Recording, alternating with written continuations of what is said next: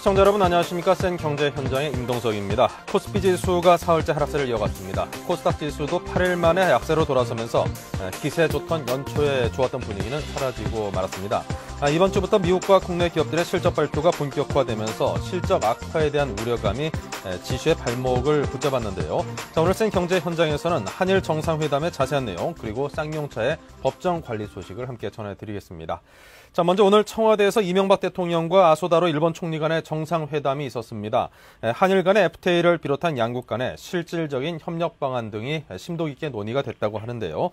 자, 청와대에 나가 있는 서울경제신문 온종훈 기자를 연결해서 오늘 정상회담에 관해 자세히 들어보겠습니다. 안녕하십니까? 네, 안녕하십니까?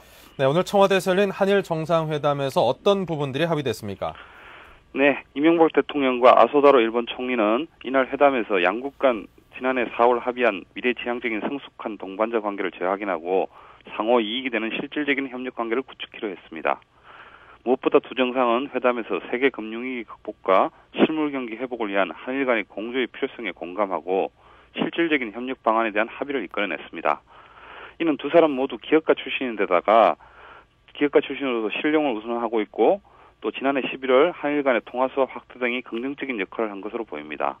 아소 총리는 이번 방문에서 일본 총리로선 처음으로 미타라이 후지오 일본 게이단련 회장 등 19명의 일본 재계 대표들을 대동한 것도 이번 회담을 실질적인 협력을 이끌어내기 위한 포석인 것으로 보입니다. 우리의 금융안정화 포럼, 즉 FSF죠. 가입에 일본 정부가 적극 지원하기로 했고 이와 함께 일부 국가의 보호무역주의 경향에 대한 우려를 표명하고 이에 대처하기 위해 상호 협력해 나가기로 했습니다. 양국의 경기 활성화 조치들이 효과를 극대화하기 위한 협력도 해나가기로 했습니다. 양국 간 실질 협력 분야에서는 부품 소재 산업 분야에서 일본 기업의 한국 진출이 확대될 수 있도록 노력하기로 했으며 중소기업 CEO 포럼 개최 등으로 양국 중소기업 간 교류와 협력도 강화해 나가기로 했습니다. 또 우리나라의 인공위성인 아리랑 3호 발사체 용역업체로 일본 미쓰비시 중공업이 선정된 것을 환영하고 한일 원자력 협정 체결 교섭을 개시하며 양국 간 과학기술협력위원회 등을 활성화하는 등 과학기술 분야에서도 협력을 강화해 나가기로 했습니다. 이외에도 치앙마이 이니셔티브 다자와 공동기금 조성과 이 규모 확대 그리고 영내 감시기구 설립 추진과 관광 취업 비자 제도 보완과 이공계 학부 유학생 파견, 대학생 교류 등 젊은 세대 간 교류, 2012년 여수 박람회 성공적 개최를 위한 협력, 한일 관계의 바람직한 미래상을 연구하는 한일 신세대 공동연구 프로젝트 추진 등의 양국 정상은 합의했습니다. 네. 자, 그리고 지금 현재 중요한 또 논의 과제가 한일 간의 FTA일 텐데요. 이와 관련해서는 어떤 이야기들이 오갔습니까? 네. 우리식으로 하면 자유무역협정, 즉 FTA이고 일본식으로 하면 경제연대협정입니다. EPA라고 하죠. 네. 쉽게 말하면 일본 측의 EPA는 우리 FTA에다가 지식재산권 등을 포함한 다소 확대된 개념이지만은 대체적으로 비슷한 개념입니다. 일단 이날 정상회담에서는 한일 FTA 협상 재개 문제에 대해서 실무 협의를 계속하되 상호 이익이 되는 방향으로 결론을 도출하기를 기대한다는 원칙론적 합의만 이뤄냈습니다. 이와 관련해서 한일 양국 간의 기류 차이는 확연합니다. 아소 총리는 방한 첫날인 11일부터 한일 양국 간의 EPA 체결의 필요성을 강조했고 이명박 대통령은 보호무역주의 반대 등 원론적인 차원에서 한일 FTA 논의가 필요하다는 점을 강조했습니다. 근본적으로 한일 FTA 논의 활성화 이전에 한 해 300억 달러에 달하는 대일무역 역주부터 시정돼야 된다는 것이 우리 정부의 생각인 것 같습니다. 참고로 한중 FTA에서도 일본과는 원인은 다소 다르지만 중국 측은 FTA에 적극적인 입장을 보이는 반면 우리 정부는 다소 미온적인 입장입니다. 네. 자, 이 밖에 한일 간의 늘 뜨거운 감자죠. 독도 문제라든가 역사 문제에 관련해서는 어떤 이야기들이 오갔을까요? 네. 일단 두 정상은 지난해 양국 갈등의 도화선이 됐던 독도 영유권 문제와 역사 문제에 대해서 공식적인 의제에서 제외하고 서로 언급을 자제했습니다. 두 사람 모두 독도 문제의 폭발성을 의식한 것이죠. 발등에 불인 글로벌 금융위기 극복을 위해 양국 간 협력이 절실한 만큼 일단 서로 의견차가 있는 것은 뒤로 미루고 경제 문제에 집중할 필요가 있다는데 양국 정상들은 공감한 것 같습니다. 실제 이날 정상회담 이후 기자회견에서 이 대통령은 역사 문제와 관련한 질문을 받고 양국 간에는 여러 가지 이유로 다소간의 어려운 점이 있었지만 돌이켜보면 어떤 문제로 주춤할 때에도 있었지만 후퇴는 하지 않았다며 그 일본과 한국 관계는 더욱더 미래지향적으로 나아가고 동북아 지역 내뿐만 아니라 국제사회에서도 양국 간의 협력이 필요하다는데 그 의견을 일치했다고 말씀했습니다. 그 과거 문제보다는 현재와 미래에 강조점을 둔 발언이죠. 이 아소 총리 역시 역사 문제에 대해서 직접적으로 다루어지지 않았다면서 양국의 역사를 직시하고 미래에 대한 비전을 다지며 국제사회에 함께 기여해 나감으로써 양국을 보다 성숙된 동반자 관계로 발전시켜 나가는데 이 대통령과 제 인식이 완전히 일치했다며 이 대통령의 발언에 대해서 전적으로 공감을 표시했습니다. 네. 자, 지금까지 서울경제신문의 온종훈 기자와 이야기 나눴습니다. 고맙습니다. 네, 수고하십시오. 자, 정부가 쌍용차의 법정관리 신청으로 자금난을 겪게 될 쌍용차 협력 업체들에 대한 금융과 고용 지원을 추진하기로 했습니다. 자, 과연 어떤 자세한 지원 내용들이 있는지 또 앞으로 쌍용차는 어떤 절차를 밟게 될는지 궁금한데요. 자, 서울경제신문의 김광수 기자 모시고 이야기 나누겠습니다. 안녕하세요. 안녕하세요. 자, 쌍용차가 지난주에 법정관리를 신청을 했습니다. 중국 상하이차에 매각된 지 이제 불과 5년 만에 법정관리 신청을 한 셈인데요. 자, 앞으로 이제 쌍용차 어떤 절차를 밟게 될까요? 쌍용차는 법정관리 신청과 더불어 재산보전 처분 및 포괄적 금지 명령 신청을 했습니다. 네. 그런데 법원이 오늘 이를 받아들였습니다. 이 사건을 담당한 서울중앙지방법원 파산 4부는 쌍용차의 신청을 받아들여 앞으로 쌍용차의 모든 채무는 동결되고 모든 채권자의 강제 집행, 가압류, 가처분은 물론 담보권 실행을 위한 경매 절차도 금지됩니다. 네. 자, 그렇게 되면 쌍용차는 곧바로 이제 회생 절차를 밟기 시작하는 겁니까? 아닙니다. 아직 단계가 남아 있는데요. 네. 법원은 본격적인 쌍용차의 법정관리 개시 여부를 결정하기 위해 회생 신청 신문을 하게 됩니다. 법원에선 쌍용차에 대한 관리인과 조사위원을 선임하고 조사위원들은 쌍용차가 회생할 수 있는지를 평가하고 이를 종합해 보고서로 제출합니다. 네. 이 보고서를 채권자들이 보고 회생 절차를 진행해도 되겠다는 의사를 밝히면 관리인은 법원에 회생 계획을 제출하게 됩니다. 법원이 이 계획을 받아들이면 이때부터 쌍용차는 경영 정상화를 위한 과정에 들어갑니다.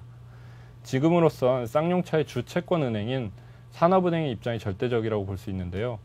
현재로선 쌍용차의 협력업체 등에 미치는 경제적 영향력이 커서 법정 관리가 시작될 가능성이 높다는 관측이 나오고 있습니다. 네.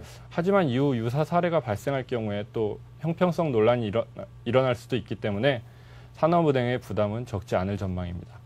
만약에 법정 관리가 시작되면 쌍용차 관리인은 진행 과정을 법원에 수시로 보고해야 하는데 중간에 관리인이 성실하게 회생 계획을 따르지 않는다고 판단할 경우에는 법원이 직권으로 쌍용차에 파산 선고를 내릴 수도 있습니다. 네. 자, 이번 쌍용차 법정관리 신청에 있어서도 노조 측의 반발이 만만치가 않습니다. 이제 상하이차가 기술만 쏙 빼먹고 나서 경영이 악화되니까 회사를 버렸다. 이른바 이제 기술 먹튀 주장을 하고 있는데요. 이 부분에 관해서 지금 검찰에서도 수사를 하고 있지요. 네. 서울중앙지검 첨단범죄수사부는 2007년 1월경 국가정보원으로부터 상하이차에서 쌍용차의 하이브리드 관련 기술을 유출했다는 첩보를 넘겨받고 내사를 벌여왔습니다. 이어서 검찰은 지난해 7월 쌍용차의 경기도 평택 본사와 공장에 대해 압수수색을 실시하고 지금까지 수사를 진행해 오고 있습니다. 검찰은 반년 넘게 수사를 해오면서 상하이차의 혐의점을 이미 확보한 것으로 알려졌는데요. 하지만 지난해 말 상하이차가 국내에서 철수할지도 모른다는 가능성이 대두되고 그렇게 되자 수사 결과 발표를 미뤄오고 있습니다. 검찰 내부에선 곧 정기 인사가 있게 되면 수사팀이 또 교체가 되기 때문에 그 전에 기술 유출 의혹에 대한 수사 결과를 발표하지 않겠냐 하는 추측이 나오고 있습니다. 네. 자, 상대적으로 우리보다 기술력에서 뒤져 있는 중국 기업의 어떤 기술 유출 문제는 끊임없이 이어지고 있었던 것으로 기억을 하는데요. 과거에도 지금과 비슷한 사례들이 적지 않아 있었죠. 쌍용차 사례와 거의 유사한 사례가 얼마 전에 있었는데요. 바로 BOE 하이디스의 기술 유출 사건입니다. 네. 2003년 하이닉스 반도체의 LCD 사업부였던 하이디스는 중국의 BOE 그룹에 약 4천억 원 정도의 매각이 됩니다. BOE 그룹은 하이디스를 인수하자마자 곧바로 기술 유출 작업에 들어가는데요. 인수하자마자 이제 국내 회사 기술진을 대거 중국으로 데려가서 자신들이 세운 합작법인의 LCD 공장 설립 작업에 투입을 합니다. 이렇게 돼서 중국은 우리나라보다 기술력이 뒤처져 있었는데 2년 만에 신기술을 접목한 제품을 만들어내기 시작했습니다.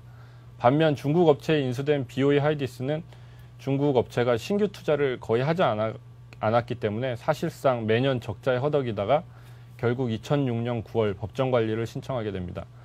법정관리를 신청하고 작년에 졸업을 하긴 했지만 검찰에선 기술 유출 혐의로 회사 대표 등을 불구속 기소했습니다. 하지만 중국 관계자들에 대해서는 국내법을 적용하지 못해서 법적 처리를 할 수 없었습니다. 네. 자, 그렇다면 이제 쌍용차 기술 유출과 관련해서는 검찰이 어떤 결론을 내리게 될까요? 예, 검찰의 수사 결과를 예상하기는 쉽지 않습니다만 네. 크게 두 가지 시나리오를 전망해 볼 수 있습니다. 일단 검찰이 상하이차가 쌍용차로부터 조직적으로 기술을 유출했다고 결론을 내리는 경우인데요.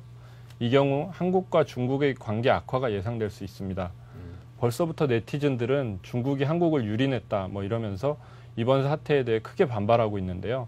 자칫 잘못하면 한중 통상 교류를 크게 위축시키고 양국 간 외교전으로도 발전할 수 있습니다. 나아가서 중국 자본 전체에 대한 반감으로도 확산될 수 있는데요. 우리나라와 중국 간의 교역량 등을 감안할 때 정부나 중국 현지에 진출한 기업들 모두 이번 수사 결과 발표에 촉각을 곤두세울 수밖에 없어 보입니다. 반면 무혐의 결정이 나올 수도 있는데요. 이 경우 정황상으로 기술을 빼간 것이 아니냐는 의견이 벌써부터 지배적이기 때문에 한중 관계를 의식한 봐주기 수사를 했다는 논란이 제기될 수도 있습니다. 어떤 식으로 결론이 나든지 간에 검찰로선 부담이 클 수밖에 없는 입장입니다. 네. 자, 앞으로 이제 갈 길이 참 먼 것 같습니다. 쌍용차 법정 관리 소식을 자세히 들어봤습니다. 서울경제신문 김광수 기자와 함께했습니다. 고맙습니다. 고맙습니다. 네, 정부가 잠실의 제1롯데월드 신축을 사실상 허용키로 결정을 하면서 서울 잠실 일대 부동산 시장이 다시 들썩들썩이고 있다고 합니다. 일부 아파트는 불과 1, 2주 사이에 매도자들이 부르는 호가가 2억 원 가까이나 올랐다고 하는데요. 이거는 거래가가 아니라 호가 기준입니다. 자, 이 같은 시장 변화에 대해서 요즘 같은 경기 침체 상황에서 이거 좀 과도한 거 아니냐, 좀 너무한 거 아니냐라는 그런 목소리도 분명히 있습니다. 새 부동산 시장이 아주 뜨거운 감자로 부상을 하고 있는데요. 잠실 지역의 분위기를 서울경제신문 윤호 기자로부터 전해 듣겠습니다. 안녕하세요. 예, 안녕하세요. 네, 이제 제1롯데월드 신축이 사실상 허용되는 듯 한데요. 올 하반기에 착공이 시작될 수도 있다라는 얘기도 있습니다. 자, 그렇다면 잠실 일대 이제 아파트들이 아무래도 가격에 좀 영향을 받지 않을 수 없을 것 같거든요. 주말 동안 가격이 많이 뛰었다고요. 예, 그렇습니다. 정부가 제2롯데월드 신축을 사실상 허용하기로 하면서 잠실 일대 아파트 단지 집주인들이 저마다 호가를 올리고 있습니다. 잠실의 대표적인 재건축 대상 아파트인 잠실 주공 5단지의 경우 119제곱미터형이 불과 1, 2주 전보다 1억 5천만 원에서 2억 원이 오른 12억에서 13억 원 수준의 매물이 나오고 있습니다. 인근의 신천동 장미아파트, 미성아파트 등도 집주인들이 수천만 원씩 호가를 올려 매물을 다시 내놓고 있습니다. 특히 일부 단지에서는 매도자들이 불과 1, 2주 전에 지금보다 훨씬 낮은 가격으로 체결했던 계약을 파기하고 매물을 다시 걷어들이는 현상까지 벌어지고 있다고 합니다. 이 일대 아파트 주민들은 제2롯데월드가 완공될 경우 이 지역이 서울의 랜드마크로 부상하는 데다 재건축 규제가 풀리면서 이들 아파트 부지도 상업지역으로 용도 변경이 될 가능성이 높다는 점에 큰 기대를 걸고 있습니다. 네. 자, 그렇다면 실제 거래는 좀 어떨까요? 아무리 호가를 올려도 이제 거래가 안 되면 별 의미 없는 거 아니겠습니까? 예, 주말 동안 잠실 주공 5단지의 경우 오른 가격에도 대여섯 건의 거래가 이뤄졌다고 합니다. 최근 수개월 동안 이 아파트가 극심한 거래 침체 현상을 보였던 것에 비하면 분명 시장이 조금씩 움직이는 것은 사실인 것 같습니다. 그러나 이 아파트 단지 규모가 수천 가구에 달하고 아파트를 처분해야 하는 이주택자들의 매물이 쌓여있다는 것을 감안하면 아직 매수세가 크게 살아난 것이라고 보기는 어렵습니다. 일단 최근의 경기 침체를 가장 큰 이유라고 볼 수 있는데요. 아직까지 강남 부동산 시장이 바닥을 찍었느냐에 대해서는 대체적으로 회의적인 시각이 많습니다. 또 호재만 생기면 불과 며칠 만에 수억 원씩 올려 매물을 내놓는 강남 일대 부동산 시장의 속성 때문에 매수세가 좀 생길만 하면 없어지는 일도 반복된다고 합니다. 네. 자, 이 강남 재건축 단지에서 호가 담합은 사실 어제 오늘 일은 아닌 것 같고요. 문제는 결국 롯데월드 주변 아파트들의 실제 가치가 과연 그만큼 가치가 있는 것인가, 이게 중요한 거일 듯 싶습니다. 어떻게 보십니까? 네, 제2롯데월드가 들어서면 이 지역은 강남권뿐 아니라 서울 시내에서 최고의 상업지역으로 부상할 것으로 보입니다. 또 특혜 논란 때문에 중단됐던 인근 아파트들의 상업지역으로의 용도 변경도 다시 추진될 가능성이 있는데요. 다만 이 롯데월드 신축 추진이 이미 수년 전부터 반영된 호재인데다 롯데월드 때문에 오히려 주거 환경이 더 악화될 수 있다는 전망도 나오고 있어서 과도한 가격 상승은 사실상 거품이라는 목소리도 있습니다. 일단 가장 큰 문제는 교통 문제인데요. 지금도 잠실 일대에서는 새로 대단지 아파트들이 입주하면서 중심도로 정체가 아주 심각해지고 있습니다. 이런 상황에서 제2롯데월드와 인근의 위례 신도시까지 들어설 경우 엄청난 혼잡이 불가피할 것으로 보입니다. 여기에 또 롯데월드 초고층 건축으로 인근 아파트들이 조망권이나 일조권을 침해받을 가능성도 제기되고 있습니다. 정치권에서는 제2롯데월드 특혜 시비가 끝없이 나오고 있기 때문에 또 이 롯데월드가 언제 완공될지도 아직은 장담하기가 어려운 상황입니다. 네. 언뜻 생각할 때 이제 한국에서 제일 높은 빌딩이 들어선다 그러면 상당한 호재로 받아들여지긴 하는데 그 밖에 지금 말씀하신 것 같이 이게 반드시 호재로만 여길 수 없는 그런 일들도 많이 있다라는 말씀이시군요. 네, 그렇다면 아주 밝지는 않다는 말인데요. 어떻게 보십니까? 예, 그렇습니다. 섣불리 개발 호재만 믿고 투자에 나선다면 장기간 개발이 지연되거나 개발에 따른 부작용으로 자금 회수 시점을 찾지 못해서 오히려 낭패를 볼 가능성도 있습니다. 제2롯데월드 개발이 잠실 부동산 시장의 호재인 것은 분명하지만 국내외 경제 여건이 근본적으로 회복될 것이라는 전망이 나와야만 바닥을 확인할 수 있을 것으로 보입니다. 때문에 전문가들은 2주택자 등 집을 급하게 팔아야 되는 사람들이라면 괜히 금융비용을 떠안지 말고 차라리 이런 시기에 저가 전략으로 빨리 매물을 처분하는 것이 오히려 현명한 재테크 방법이라고 조언하고 있습니다. 네. 자, 지금까지 서울경제신문 윤홍우 기자와 이야기를 나눴습니다. 자, 오늘 도움 말씀 고맙습니다. 감사합니다. 네, 이어서 오늘의 경제 지표를 살펴보겠습니다.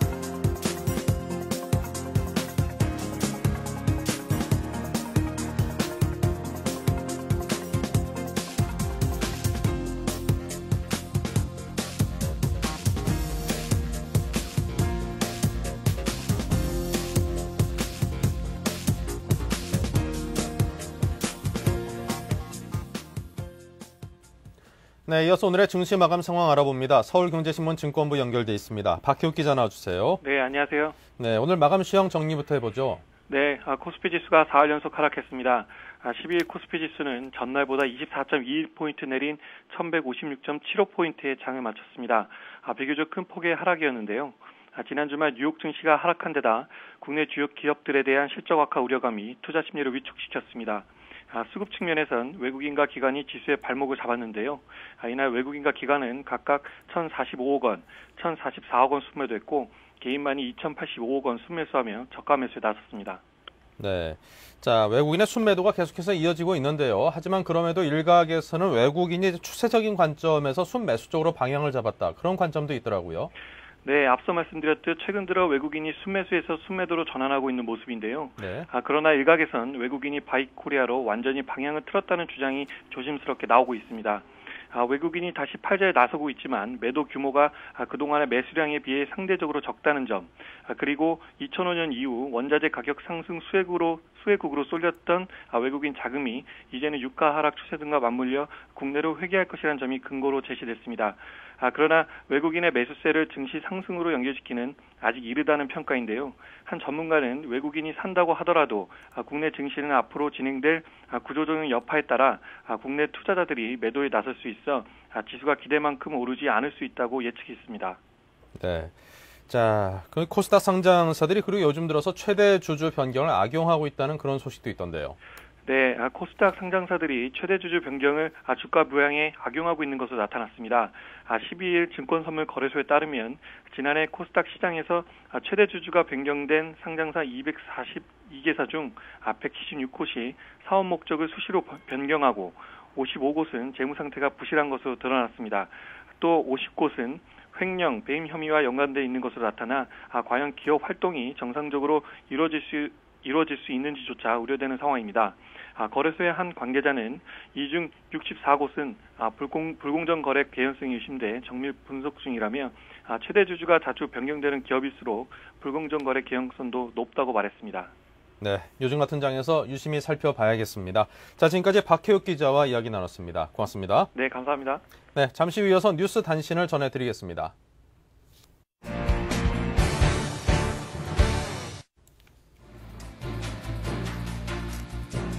네, 오늘의 주요 뉴스입니다. 은행이 보유한 주택담보대출 자산과 주택금융공사가 발행하는 주택저당증권을 맞바꾸는 방안이 추진됩니다.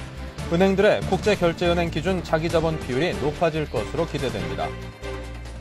한국은행은 기업어음 등 단기 금융시장과 신용위험 채권 거래의 활성화를 위해 1조 5천억 원의 유동성을 시장에 공급한다고 발표했습니다.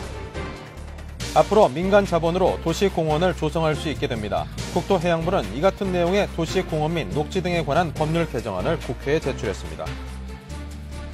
농수산물 유통공사는 올해 설 성수품 가격 동향을 조사한 결과 과일과 채소류는 대체로 지난해와 비슷하겠지만 돼지고기와 닭고기 등 축산물과 수산물은 비쌀 것으로 전망했습니다.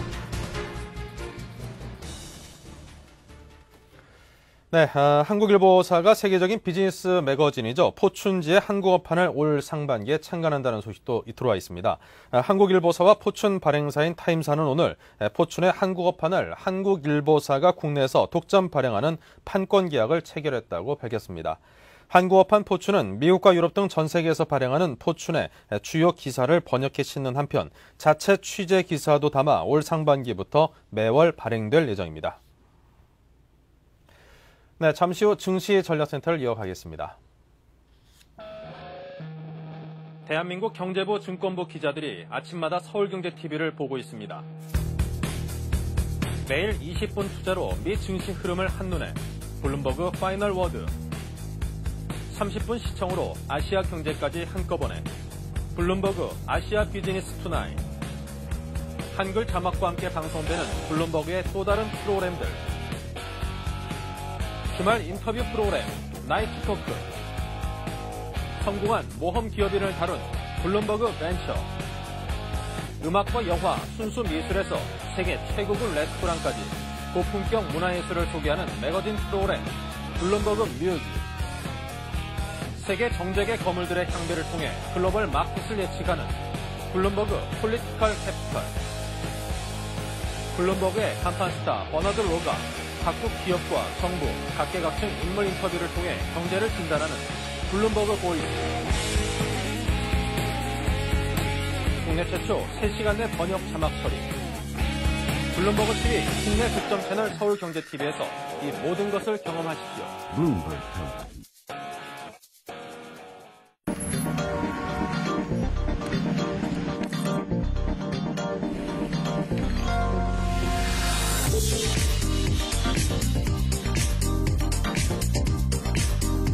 블룸버그 TV 국내 독점 채널 서울경제TV.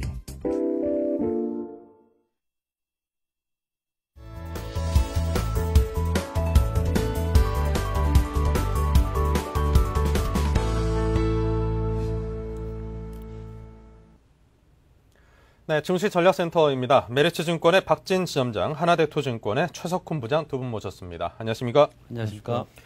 네, 먼저 박진 지점장님께 여쭙겠습니다. 코스피 지수가 사흘째 하락세를 보이는 약세장으로 접어들었는데요. 오늘 장 정리부터 해볼까요? 네. 네, 한마디로 그 연속된 악재 폭탄 공격으로 주식이 항복하고 말았다는 표현이 실감나는데요. 네. 지난 주말 뉴욕 증시는 작년 12월 비농업 부문 고용이 50만 명 이상 감소했고 실업률이 16년 만에 최고치인 7.2%를 기록했다는 보도로 소비 위축과 경기 침체가 우려되며 3대 지수 모두 하락세로 마감했습니다. 또한 상무부가 발표한 11월 도매 판매가 92년 이후 최대폭으로 감소했고 대형 에너지주인 쉐브론의 분기 실적 부진 전망, 마이크론과의 특허 소송에서 패한 램버스의 주가 폭락 등 연이은 악재로 다우지수는 1.6%, 나스닥 지수는 2.1% 하락하였으며 다우지수는 연 3일째 약세를 기록했습니다. 그러나 오바마 당선자의 경기 부양 조기 집행 기대와 월가 예상치 이내의 고용 악화 보도로 악재의 크기에 비하면 주가 낙폭은 상당히 제한적이었다고 볼 수 있겠습니다. 업종별로는 고용 악화 우려로 유가가 하락이 지속되는 가운데 에너지주의 하락폭이 컸고 램버스의 약세로 기술주 전반이 부진했으며 경기 침체 직격탄으로 시티 등 금융주들이 약세를 보였습니다. 국제 유가는 장중 한때 $40가 붕괴되는 등 연 4일째 하락한 가운데 배럴당 40.83달러로 마감했습니다.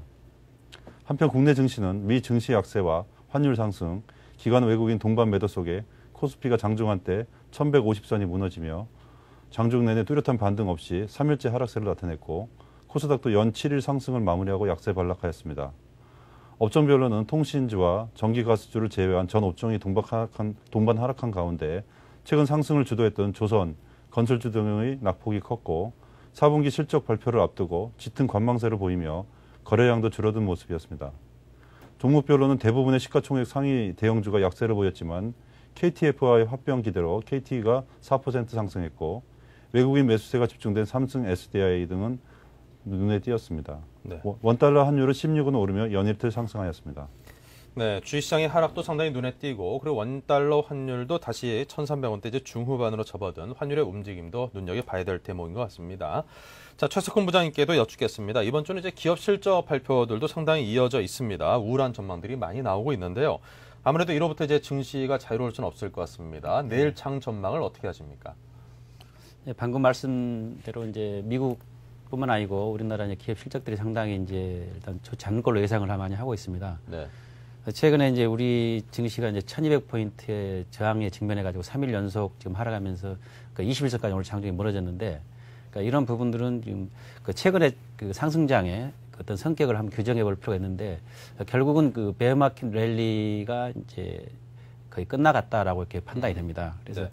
그 현 시점에서는 중요한 포인트가 결국 이제 그 조정폭이 얼마고 지지선이 또 어디까지 이제 어느 선의 지지를 받을 것인가 하는 부분인데, 일단 이게 이제 미국이나 우리 증시의 주요 이슈를 잠깐 살펴볼 필요가 있을 것 같습니다. 네.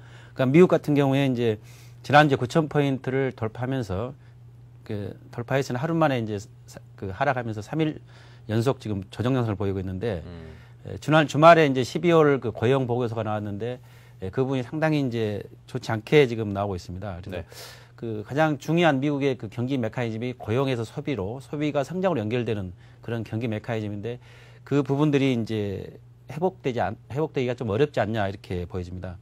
그리고 이제 부양책 부분도 계속 거론도가 있지만은 지금 이제 부양책이 과연 그 얼마만큼 실효성을 갖고 있느냐. 기존에는 부양책의 어떤 외면만 봤는데 지금에서는 부양책의 어떤 질적인 부분들이 과연 실효성이 얼마만큼 있느냐 부분들이 이제 문제제가 되고 있는 것 같습니다. 특히 이제 그 지난 주말에 나왔던 그 폴 크룩만 교수의 그 과연 규모가 이 정도로 만족할 수 있겠느냐. 그래서 그 부분이 좀 문제가 될 것 같고요. 그다음에 이제 부양책이 이제 그 미국 기업 중심으로 되다 보니까 보호무역주의 이런 부분도 논란이 될 수 있다라는 네. 부분과, 그리고 이제 감세 그 나오는 부분인데 3천억 불에 대한 감세안이 그게 감세 지원으로서 그게 소비로 연결될 수 있는, 그리고 또 그 고용 성장으로 갈 수 있느냐 부분인데, 그 부분도 앞으로 이제 그 좀 기존의 상황을 보면 저축으로 해버리지 소비로 가는 부분이 별로 없었다라는 부분에서 실효성 문제가 되는 것 같습니다. 네. 우리 증시 빚 갚는 데 쓰일 거라고 그렇게 보는 분석들도 그렇죠. 예. 많더라고요. 예. 네. 국내 증시도 보면 이제 지난 주말에 금통위에서 0.5% 기준금리 인하를 했지만 네. 금리 인하 이후에 기대 심리는 좀 반영이 된 부분이 있고 이후에 문제가 많이 좀 나오는 것 같습니다. 그래서 다음 금통위 그 이전이라도 추가적인 금리 인하가 가능할 것인가 부분인데, 지금 이제 그 유동성 함정 그 논란이 계속되고 있습니다. 과연 그 금리 인하가 정책적인 효과를 발휘할 수 있느냐 이런 부분인데, 그 부분도 좀 검증해야 될 부분이고요.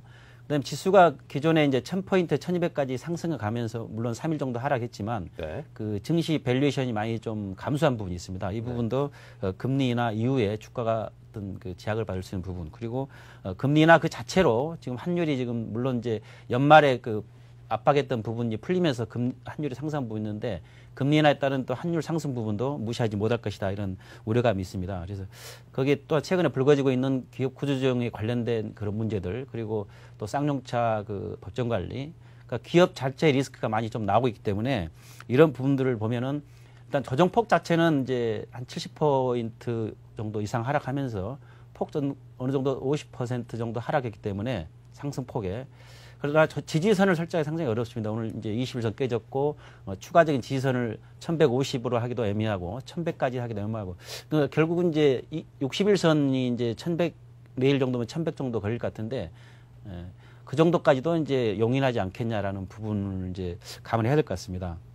단지 이제 내일 정도는 이제 3일 정도 장 지수가 하락하기 때문에 기술적인 반등을 예상하지만 그 폭도 어느 정도 제한적일 걸로 보이지고, 특히 외국인이 최근에 장을 견인했는데 외국인 매수가 이제 뭐 포트폴리오 조정상의 일시적인 그 매수였다 이렇게 많이 이제 이야기를 하고 있거든요. 그래서 그런 부분, 그다음에 기관들이 이제 그 펀드 환매 관련돼서 투신권에 계속 매물이 나오기 때문에 이 부분도 좀 걸림돌이다 보여집니다. 그래서 결국은 이제 그 경기 부양에 대한 기대감은 계속 지금 나오는 그런 상황인데 기업 실적이라든가 악화되고 있는 경기 지표 이런 부분들이 계속 상승을 제약할 걸로 이제 예상이 됩니다. 그래서 일단 21선이 얼마나 빨리 회복되냐 이 여부를 관찰하면서 경우에 따라서는 61선까지도 감안해야 된다 이렇게 보여집니다. 주로 관심 가져야 될 부분들은 기존에 나왔던 그 정책 수혜주들 중심으로 아주 제한적인 그런 매매만 가능할 걸로 판단이 됩니다. 네. 자, 이렇게 해서 오늘과 또 내일에 대한 증시 상황 분석과 전망을 청해서 들어봤습니다. 이어서 투자 전략을 살펴볼 텐데요. 자, 박진 지점장께서는 어떤 전략으로 지금 시장에 대응을 하시는지요?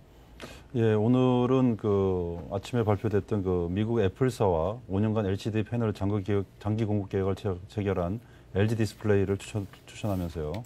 지난번에 추천했던 현대건설, SK와 함께 모두 25%씩 보유하고 현금을 25% 설정하겠습니다. 우선 LG 디스플레이를 특징 지을 수 있는 포인트는요. 첫째, 패널 가격이 바닥권에 진입했다는 공감대가 확산되고 있다는 것입니다. 실제로 작년 7월부터 시작된 감산이 12월에 절정을 이뤘고 이에 따른 재고 감소가 올해 패널 가격 안정으로 나타난 점인데요. 물론 수요 회복에 의한 재고 조정이 아니라 공급 감소에 의한 측면이긴 하지만은 이미 많이 떨어진 LCD 제품들과 기업 실적의 주가가 이미 반영되었다는 점을 감안할 때 긍정적인 모멘텀이라고 볼 수 있고요. 둘째, 4분기 실적 발표 시점이 오히려 매수 시점으로 본다는 것인데요. 2008년 4분기 예상 매출액은 4.1조, 영업이익은 연결 기준으로 1,690억 적자가 예상되는데요. 이는 패널 가격 급락으로 이미 예견됐던 것이고 주가에도 이미 상당하게 반영된 바가 크며 기관 외국인들이 또 수급 측면에서 이미 이러한 적자를 감안해서 물량 출회를 했었다는 점인데요. 주가의 특성상 6개월은 선행한다는 점을 고려할 때 올해 1분기가 실적 바닥이라면 이미 주가는 작년 10월경에 바닥 수준이었고 현재는 반등 국면에 있다는 것입니다. 셋째, 그 수급 안정과 패널 가격 안정이 추가 상승의 원동력이라는 것인데요. 주가 측면에서 이미 패널 가격 바닥권 통과로 긍정적인 모멘텀이 제공되었고 이미 기관 외국인들의 악재성 매물 출회는 끝났으며 오히려 재고 안정에 따른 그 가격 회복 기대로 편입 비중이 늘어날 것이라는 점인데요. 실제로 올해부터 외인들이 부채 비율이 낮고 퍼가 10 미만이거나 PBR이 1 이하인 주식들의 편입 비중이 늘고 있는데 동사도 이에 포함되어 외인 지분율이 작년 10월 이후 지속적으로 증가하고 있습니다. 패널 가격 안정과 수급 안정 속에 절대 저평가주 부각되면서 목표가를 3만 원, 손절가를 2만 원으로 제시하겠습니다. 네, 이렇게 해서 LG 디스플레이에 관한 말씀을 해주셨습니다. 또 LG 디스플레이는 그 애플사와 관련해서 대규모 공급 계약 소식도 들어와 있는데요.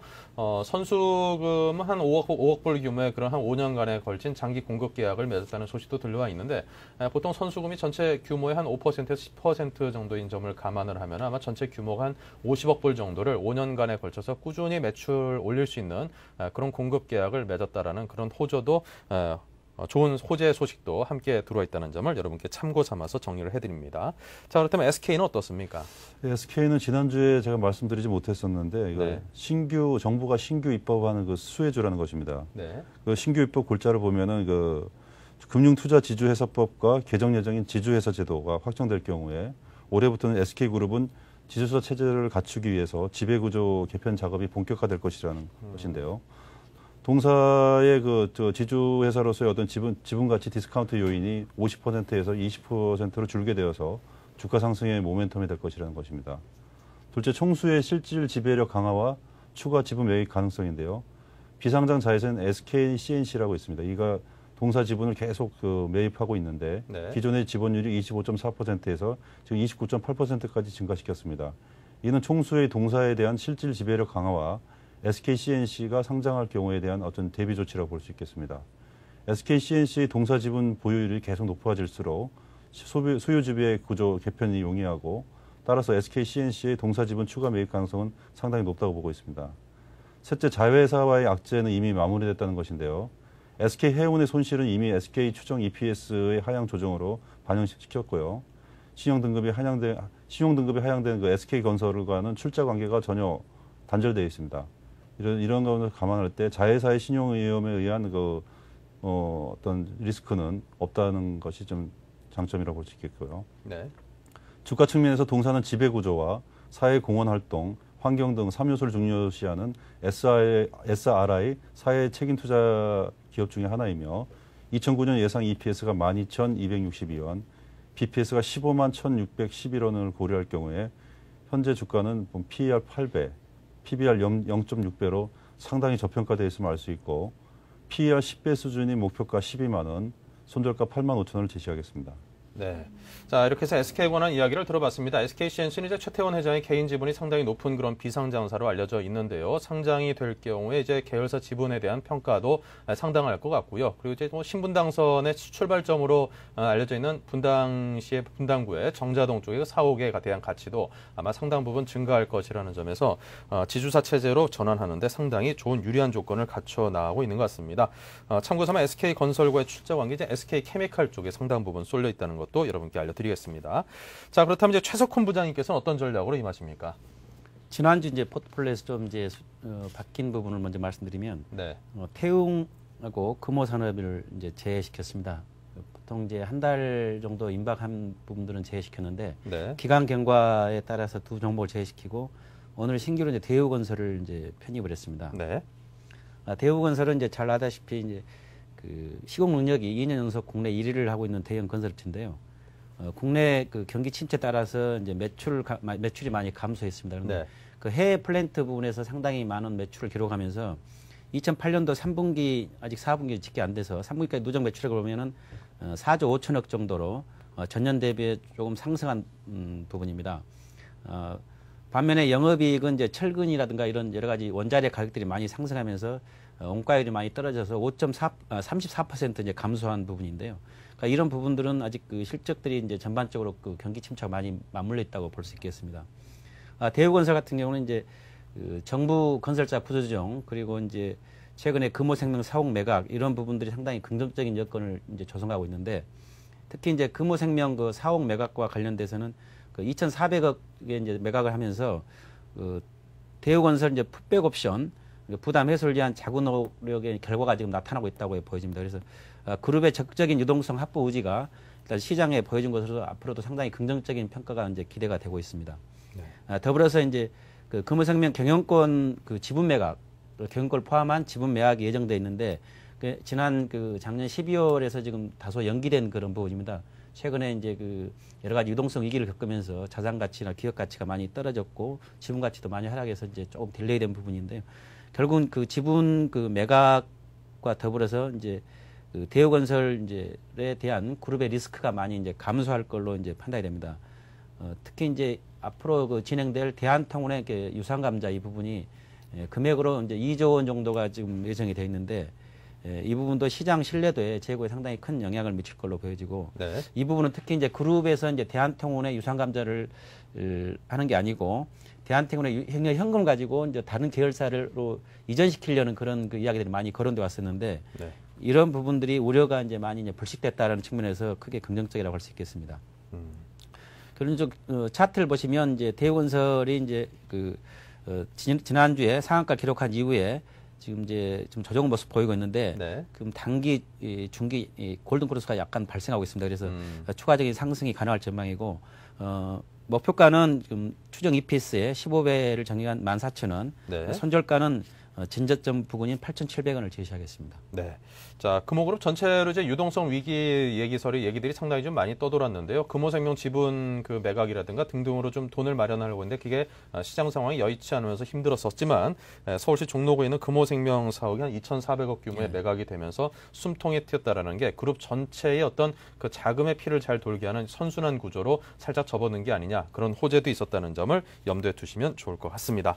자, 지금까지 박진 지점장 그리고 최석훈 부장님 두 분의 전문가와 이야기를 나눴습니다. 고맙습니다. 고맙습니다. 네, 잠시 전하는 말씀 듣고 센 시장 분석을 이어가겠습니다. 대한민국 경제부 증권부 기자들이 아침마다 서울경제TV를 보고 있습니다. 매일 20분 투자로 미 증시 흐름을 한눈에 블룸버그 파이널 워드 30분 시청으로 아시아 경제까지 한꺼번에 블룸버그 아시아 비즈니스 투나잇 한글 자막과 함께 방송되는 블룸버그의 또 다른 프로그램들 주말 인터뷰 프로그램 나이트 토크 성공한 모험 기업인을 다룬 블룸버그 벤처, 음악과 영화, 순수 미술에서 세계 최고급 레스토랑까지 고품격 문화예술을 소개하는 매거진 프로그램 블룸버그 뮤직, 세계 정재계 거물들의 향배를 통해 글로벌 마켓을 예측하는 블룸버그 폴리티컬 캐피털, 블룸버그의 간판 스타 버너드 로가 각국 기업과 정부, 각계각층 인물 인터뷰를 통해 경제를 진단하는 블룸버그 보이스, 국내 최초 3시간 내 번역 자막 처리, 블룸버그 TV 국내 득점 채널 서울경제TV에서 이 모든 것을 경험하십시오. 나에게 맞는 재테크 방법을 찾고 계십니까? 재테크 매거진 이것이 돈이다에 시선 고정하십시오. 서울경제신문 경제 전문 기자가 전하는 생생한 재테크 정보 뉴스인 뉴스. 재테크 궁금증을 풀어보는 Q&A 시간. 요일별로 특화된 코너를 마련해 깊이 있는 재테크 정보를 제공합니다. 알짜 부동산 매물 소개 코너 투자 승부처 현장을 가다.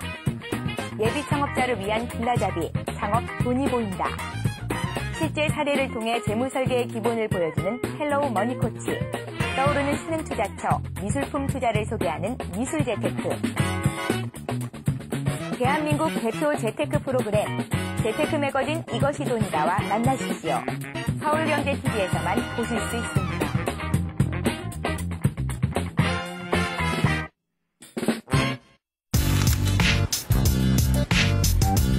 블룸버그 TV 국내 독점 채널 서울경제TV.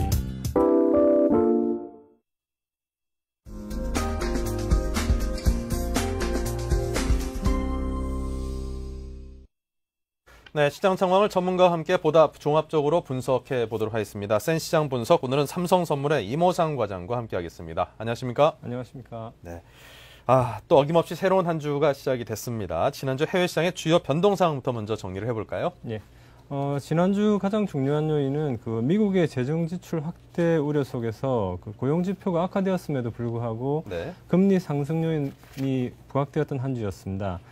다음 미국과 유럽 쪽의 국채 발행 예정 규모에 대한 차트를 보시게 되면 예. 일단 미국 같은 경우는 작년에 비해서 거의 한 2배 정도 발행 물량이 증가할 것으로 예상이 되고 있습니다. 빨간색으로 표시된 부분이 2009년 발행 예정량인데 예. 원래 작년에 한 9천억 달러에 비해서 올해는 한 1조 5천억 달러 정도까지 예상이 되고 있고요. 유럽 같은 경우도 9천억 달러 정도에서 현재 한 1조 달러 정도로 증가할 것으로 예상이 되고 있습니다. 이 부분이 지난주 금리 상승 요인으로 일단 작용을 했습니다. 그리고 그 외에 오바마 정부의 한 8천억 달러에 달하는 재정 지출에 대한 이 부분이 결국은 적자 재정을 통해서 조달이 될 것이기 때문에 거기에 대한 우려 요인이 확산이 됐었고요. 그리고 두 번째로 의회 예산국에서 발표한 2009년도 재정 적자 규모가 1조 2천억 달러에 달할 것이란 전망이 제기가 됐었습니다. 그리고 주중에 실시된 약 540억 달러에 달하는 미국 쪽의 3년물과 10년물 국채 발행 물량 때문에 이 부분도 수급 요인으로 작용을 했고요. 그리고 마지막으로 독일 여당에서 원래 야당 쪽에서 한 400억 달러를 갖다가 예상을 하고 있었습니다만 500억 유로에 달하는 재정 지출을 추가적으로 준비하고 있다는 언론 보도가 나오면서 이런 부분들이 독일의 국채 10년물 입찰 부진으로 이어졌습니다. 네. 하지만 주 후반으로 가면서 다음과 같은 각종 경제 지표들이 악화되면서 상승폭은 둔화가 되었습니다. 일단 미국의 12월 비농업 부문 고용자 수가 전월 대비해서 약 52만 명 가까이 감소를 했고요. 그리고 영란은행이 추가로 50bp의 금리 인하를 단행했기 때문에 이 부분도 금리 하락 요인으로 작용을 했습니다. 그리고 각종 유럽 쪽의 경기 종합지수의 악화라든지 그리고 이번 주로 예정되어 있는 15일에 ECB의 금리 인하 기대감이 증가하면서 추가적인 금리 상승폭 자체는 둔화가 됐습니다. 그리고 미국 쪽을 보게 되면 이번 주에 인텔과 알코아의 실적이 발표될 예정으로 있는데 지난주에 이미 각 두 기업 모두 실적이 악화될 것으로 전망치를 발표한 부분도 주 후반으로 가면서 금리 상승폭을 둔화시키는 요인으로 작용을 했습니다. 네. 자, 그렇다면 이제 지난주 후반 들어서 금리 상승폭이 물론 둔화되긴 했습니다. 자, 그렇다면 이번 주 해외 시장의 움직임을 어떻게 전망하시는지 전망치도 궁금한데요. 예. 일단 이번 주는 미국과 일본 쪽에서 디플레에 대한 우려감이 확대될 것으로 예상이 되고 있습니다. 그리고 네. 조금 전에도 말씀드렸던 알코아 쪽의 실적이라든지 그리고 인텔의 실적, 그리고 다음 주부터 예정되어 있는 금융기관들의 실적 발표가 예정되어 있기 때문에 실적에 대한 우려감 자체가 금리 상승폭을 둔화시킬 것으로 보이고 주가에도 좀 악재 요인으로 작용할 것으로 보입니다. 우선 다음 미국의 CPI 차트를 보시게 되면 코어 CPI 같은 경우는 아직은 그 플러스권을 유지를 하고 있습니다만은 전체 CPI 같은 경우는 1954년 이래 처음으로 이번 달 예상치를 보게 되면 마이너스 0.2%를 기록할 것으로 예상이 되기 때문에 디플레에 대한 우려감이 증가할 것으로 예상이 됩니다. 물론 코어 CPI가 12월 달에 플러스 1.8%를 기록을 하고 있기 때문에 완전히 디플레이션으로 진입했다고 속단할 수는 없지만은 향후 경기 침체가 장기화될 경우에는 일본과 같은 장기 디플레 국면으로 진입할 수도 있다는 점을 좀 주의하실 필요가 있을 것 같습니다. 그리고 일본 같은 경우도 1월 22일로 예정된 BOJ의 금융정책결정회의에서 일단 경기 전망치를 추가로 하향 수정할 것으로 예상이 되고요. 그리고 최근 일본의 국내 기업 물가지수 이런 쪽을 보더라도 이번 달 30일로 예정된 CPI 발표를 통해서 디플레로 다시금 진입할 가능성이 제기되고 있는 부분도 국채금리에는 추가적인 상승을 제한할 요인입니다. 따라서 이번 주에는 이들 두 국가들의 디플레이션 국면 진입 여부가 그 시장에 영향을 미칠 것으로 보이고요. 이 부분들은 주가의 추가적인 조정이라든지 그리고 국채금리의 추가적인 상승폭을 제한할 요인으로 작용할 것으로 전망이 됩니다. 네. 자, 이렇게 해서 미국과 일본의 디플레이션 우려, 그리고 기업 실적들이 상당히 악화될 것 등등이 주가와 국채 금리의 하락 요인으로 작용할 것을 전망을 해주셨습니다. 자, 그 밖에 또 주의해야 할 요인들이 있다면 어떤 것들을 드시겠습니까? 네, 일단 조금 전에 말씀드렸듯이 1월 15일로 예정된 ECB의 추가적인 금리 인하 부분입니다. 네. 이 부분은 일단 시장에서 조금 상반된 의견들도 있습니다. 왜냐하면 12월 말에 있었던 그 트리셰 총재의 기자회견 내용에서 좀 더 그 금리 인하의 효과를 지켜보자는 발언이 있었기 때문에 다소 유보적인 입장을 표명할 수도 있다는 그 시장 예상치가 있습니다. 하지만 지난 주말 각종 그 유럽 쪽의 CPI 지표가 추가적으로 하락을 했었고 그리고 독일의 고용자 수도 추가적으로 큰 폭 감소를 했기 때문에 시장에서는 일단 50bp의 추가적인 인하를 단행할 것으로 예상을 하고 있습니다. 하지만 조금 전에도 말씀드렸듯이 트리셰 총재가 그 ECB 총재 입장에서 조금 더 시장의 상황을 지켜보자는 발언을 한 이상 시장 변동 사항으로서 작용할 가능성이 있기 때문에 유의하실 필요가 있어 보이고요. 그리고 두 번째로는 지난 주말 그 미국 백악관 쪽에서 지금 현재 구제금융 자금이 7천억 달러가 준비가 되어 있고 실제 한 3,500억 달러는 사용을 한 상황입니다만은 나머지 3,500억 달러에 대해서 의회 승인 요청을 한 상황입니다. 따라서 현재 민주당 측에서는 그 금융권에 대한 지원을 하면서 정부가 지나치게 제재 방안도 없이 마구잡이로 지원을 했다는 그런 그 비판론도 있기 때문에 나머지 그 3,500억 달러에 대해서는 주택 차압이 추가적으로 증가하는 것을 막기 위해서 1천억 달러 정도는 차압을 억제하는 쪽에 사용하기를 원하고 있는 상황입니다. 따라서 이 부분은 민주당이 현재 하원의 다수당을 차지하고 있기 때문에 어느 정도 그 표결까지 지연될 가능성이 좀 있어 보이고요. 그럴 경우에 지금 2월 말이나 3월 초까지 이 승인안이 연기될 가능성도 있기 때문에 시장에 대해서는 좀 불안 요인으로 작용을 할 것으로 예상이 됩니다. 그리고 추가적으로는 GM도 오늘 그 뉴스를 보게 되면 기존에 130억 달러 외에 추가적인 자금을 요청할 것이라는 언론 보도도 나오고 있는 상황이라 가지고 시장 불안 요인은 조금 지속되지 않을까 생각이 됩니다. 네.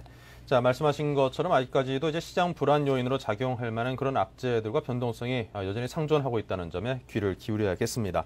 자, 지금까지 삼성선물의 이모상 과장님과 함께 이번 주 해외 시장의 움직임과 시황을 자세히 전해들었습니다. 고맙습니다. 감사합니다. 네, 2009년 첫 거래일의 종가가 1157포인트였었는데요. 자, 오늘로 그간의 상승폭을 상당 부분 결국 반납을 하고 만셈이 됐습니다. 오늘도 좀 하락세가 만만치 않았다 쉽게 정리를 해드릴 수 있겠는데요. 자, 현재 미국과 전 세계 경제 환경을 감안하면은 아무래도 그 영향을 받지 않을 수 없는 우리 주식시장의 상승 여력은 그다지 크지 않아 보입니다. 오히려 하락할 가능성이 보다 더 크다라고 생각하는 분들도 많은 것 같고요. 자, 거기다가 주요 기업들의 구조 조정이 마무리되기까지는 우리 국내 주식시장은 쏟아지는 어떤 악재에 대해서 크게 출렁일 가능성이 여전히 상존해 있는 그런 아직까지는 좀 불안한 그런 장세다라고 정리해 볼 수 있을 것 같습니다. 아직까지 안정감을 좀 찾을 때까지 꾸준히 관찰하는 그런 태도를 잃지 말아야겠습니다. 자, 생경제 현장 저희가 준비한 내용 여기까지고요. 저는 내일 다시 이 시간에 뵙겠습니다. 고맙습니다.